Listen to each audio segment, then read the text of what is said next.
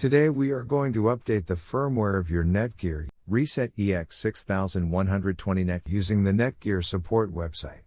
First, all you need to do is turn your Netgear Range Extender switch on. Go to your laptop or PC and visit mywifix.net. Now log in using the username and password. In case if you forget your username or password, then please get in touch with our support team. They will help you out to solve the issue. Once you are logged in successfully, the extender will automatically check for a new firmware update available and then click on the firmware update link. Click yes to download and install the new firmware. Be patient as the process might take a couple of minutes depending on your network speed.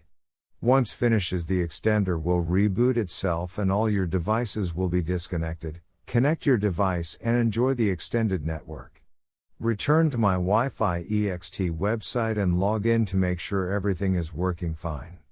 In case if you are still facing any issue with your Netgear Range Extender device, get in touch with our Netgear Range Extender experts for instant solutions.